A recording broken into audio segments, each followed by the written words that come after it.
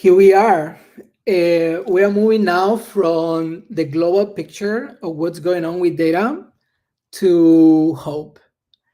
And we are so fortunate to have one of the top experts in the world, Dan Tomasulo. He's professor at Columbia University.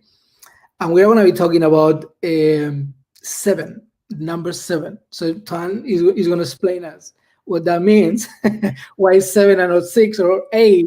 But definitely we have seven decisions of high hope people. So let's see what they are. And then we have time to go deeper into the topic because Ran is going to be running a session, a longer session where we can go deeper.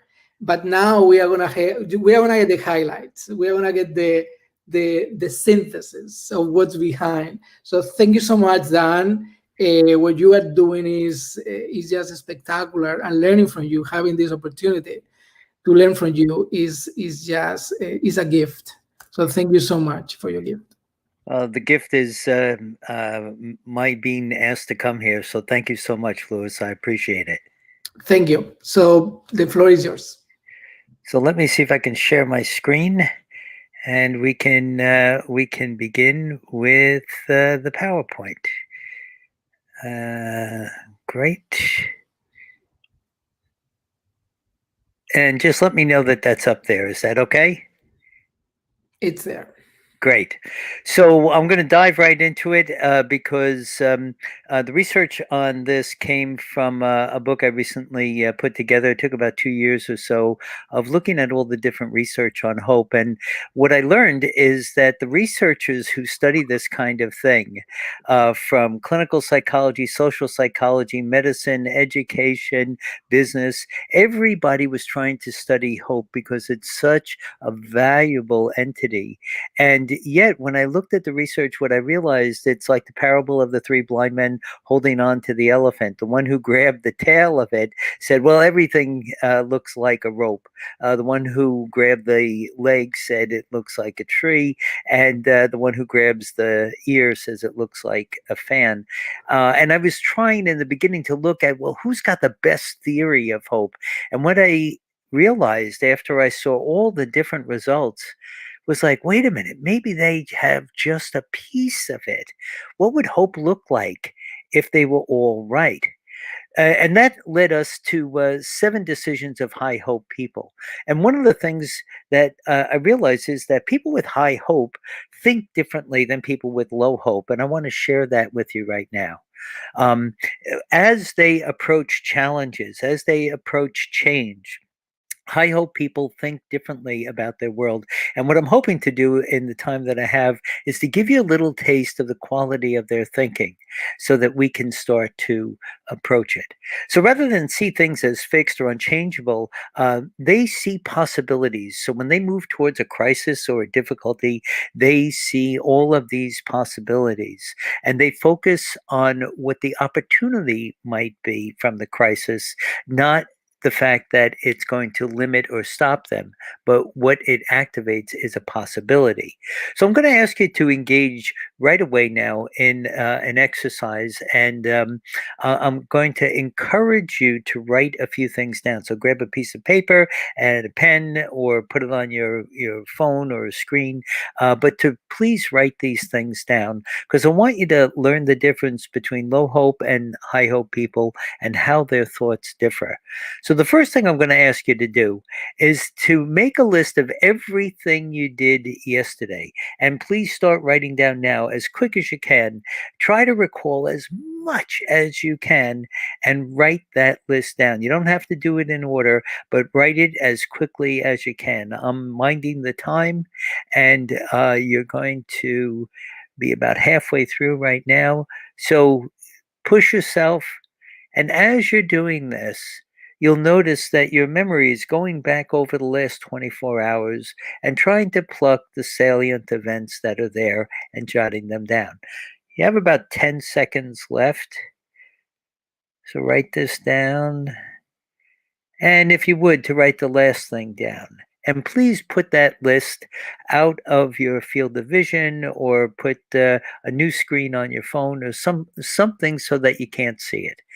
Now, I want you to look at the same 24 hours, but I want you to look at it through the lens of gratitude and list 3 specific things that happened yesterday that you have gratitude for.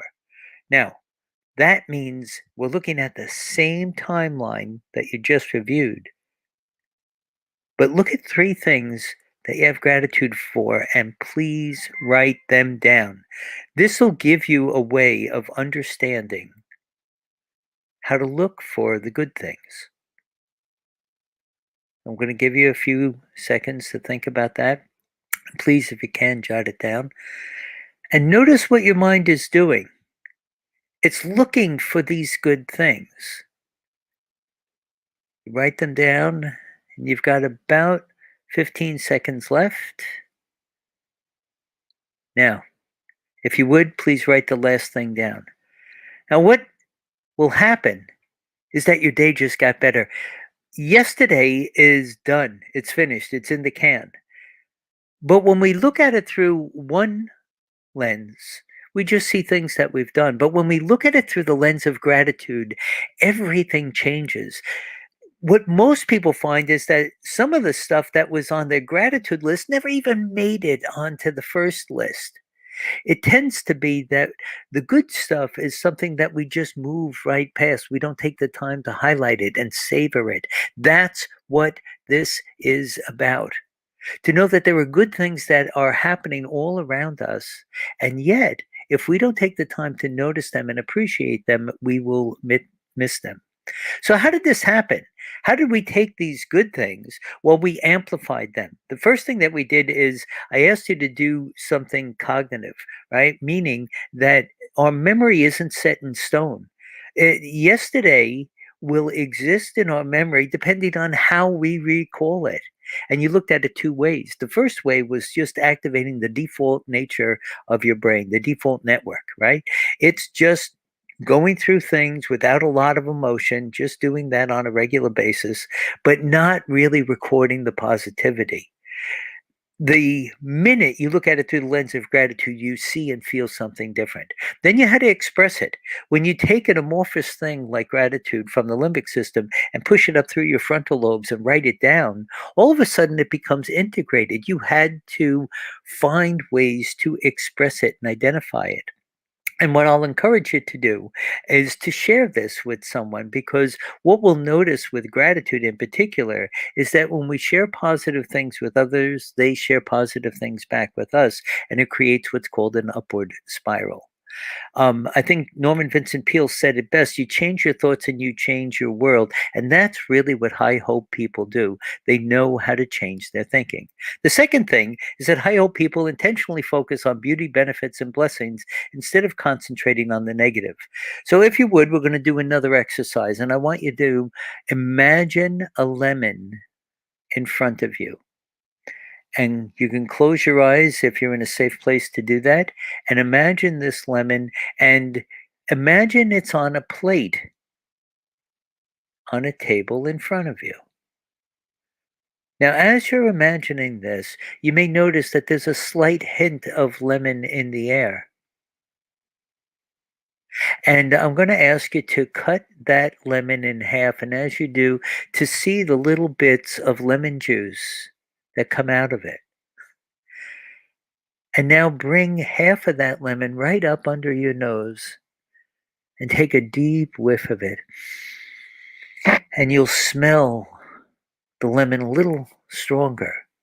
Now, what I'd like you to do is bite right into that lemon. Grind your teeth right into it. And what most of you will notice is that you produce saliva. Well, there's no lemon. There's no lemon juice. There's no plate. There's no table. There's no knife. And yet, just by the power of your thought, you were able to change the biochemistry in your body. You changed your body from your thoughts.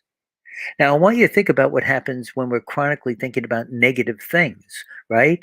It activates our adrenals. It starts this downward spiral of cortisol, and it makes our body respond biochemically. But let's try something else. I'd like you to close your eyes again, and I'd like you to take a moment and imagine somebody you love and who loves you right in front of you. And take a moment to really take that in, what that feels like. Well, what you'll notice is that there's perhaps a little bit of warmth in your chest. Well, that's because some oxytocin is likely to be more present and available, and your dopamine is likely to be up. In other words, just from the power of your thought, you were able to change your biochemistry. So, what's it going to be? Lemons or lovers? Well, what I can tell you is that the high hope people choose the positive thoughts. People who score higher on measures of hope cultivate positive emotions such as gratitude and kindness. They make a point to not fall prey to negative thinking. So, negative thinking creates a downward spiral. It takes a negative belief that repeats itself. That's the important thing. I'm not against negative thinking. If I'm trying to get across the railroad tracks and the gates are coming down, it's not a good time to be optimistic. But if it becomes more than a one off thought, and that one negative thought starts an avalanche of negativity. And these thoughts start to invade my thinking, and it creates a centripetal force that pulls me down and holds me down. Now I have something to really contend with. And what we found is that high hope people can break this cycle. They can create an upward cycle by using a sentence. There's another way to look at this. And follow that sentence up with a question. What can I do to make change happen? The first thing, there's another way to look at this, challenges their belief system because they're not going to get stuck on their beliefs. And then the question moves this into action. Then there are our strengths and our weaknesses, right? People low in hope, they are worried about their weaknesses, what they can't do. People high in hope are looking at their strengths. So let's test this out. I'm going to invite you right now to do another experience, a peak experience. I want you to think about something that has happened in your life that was about as good as anything has ever been in your life, a true peak experience. It's the reason you were born, right? It felt so great. People were, who have had peak experience are like so excited for them. I want you to find that one and jot it down. Just one sentence. What was that moment? Were you alone? Were you with people? Try to recall it for a moment. Pull that up in your memory because that's going to be very, very, very important. Now, as you hold on to that peak experience, I'm going to ask you to take a look at this, perhaps the greatest advance in psychology in the history of the science. These are character strengths, and they're drawn from the website vaacharacter.org. And what I'm going to ask you to do is take a look at these 24 character strengths and identify 3 of them that you were using during your peak experience. Was it your creativity? Was it your love of learning? Your teamwork? Pick 3 and please write them down. Now, as you're doing that, we've got a peak experience and 3 character strengths that were being used during it. Now, most of you don't know, but I've been studying in a correspondence course to become an evil wizard, and today is my final exam. So I want you to imagine that I have the power to stop you from using those 3 character strengths for the next month. Oh, wait a minute. I really want to pass my test. So, supposing I had the power to stop you from using those 3 character strengths for an entire year, take a moment and just jot down what your feeling would be if you could not use those strengths. Well, the kind of things that people tend to write down is that they'd be depressed, they'd be lost, they'd be defeated, they would be crushed, they would be overwhelmed. Now, I want you to think about this with me for a second. And by the power vested in me, by who knows what, I've restored all your strengths. But I want you to take a look at this list because these are the 24 character strengths, right?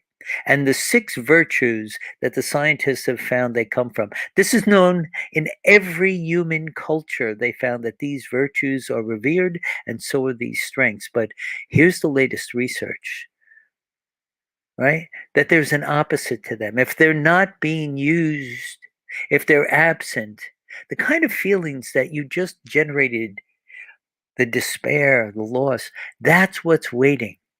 So I want you to think about moments in your life when you didn't feel so great.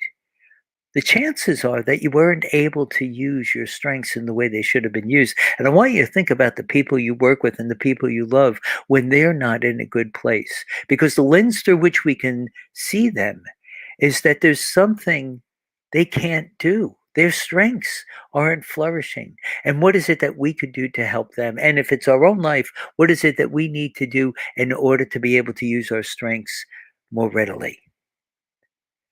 This is just a larger version of that chart so that you can see that it's not just the strength, it's what happens to people, what happens to us when we can't use them.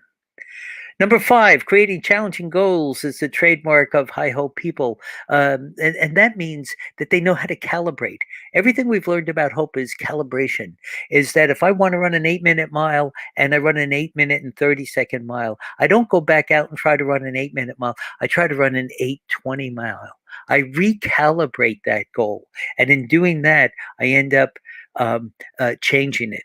There was a woman I worked with that was really stuck. She never washed a single dish in her house. She was really depressed. And I just encouraged her, please, please wash one dish. And what happened was her whole life changed when she felt how good it was. She didn't think washing dishes would change her life.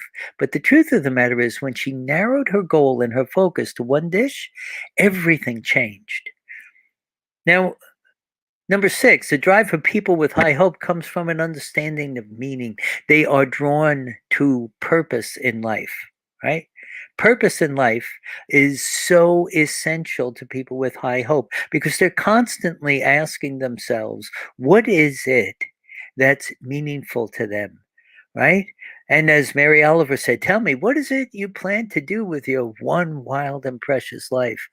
Well, what we've learned is that people with high hope are constantly finding ways to ask this question: is this for my higher good and purpose in my life? That's what you need to do to make a decision. If it is for your higher purpose, then go ahead and do it. If it's not, then it's probably not the right thing for you. And finally, for people with high hope, to recognize that relationships are where it's at. If I want to know how long you're going to live and how well you're going to live, all I really have to do is take a look at the quality of your relationships. And that doesn't mean just friends and family. Being kind to people in general is really important.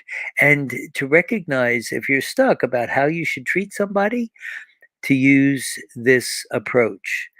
As you wish that others would do to you, do so to them. In every known religion, there is something like this golden rule that's written into the scriptures. And finally, to always be surprised. Hope is there. We just might not see it. Thank you very much. If you want a copy of these, you can just text hopeful to 44222. That's hopeful to 44222.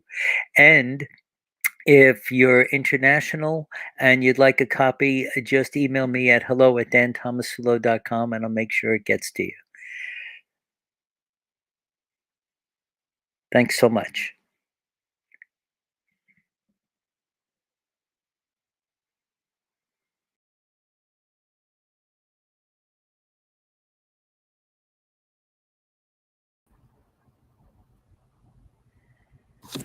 Wow.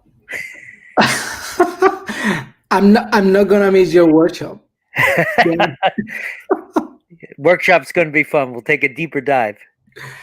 I love it. Tomorrow you have to be here tomorrow. We are gonna have Richard Radd, Oh yeah.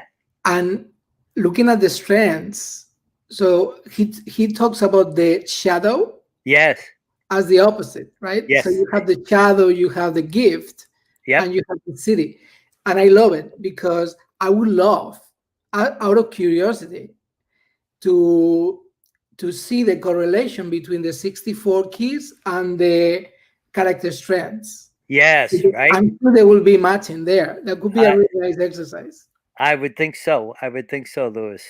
Terrific. Um, Thank you so much. You're a wizard. I know that. I was feeling really bad. Just thinking, oh my goodness, Right. what am I gonna do? Exactly. I gonna use this for a month or a year. Exactly. Exactly. Well, thank you so much, Dan. It was absolutely amazing. I'm gonna check in for your workshop later. But thank you for your wisdom and making it so clear. It's really clear and really really wise. Thank you so much. Thank you again, Louis. Bye bye now.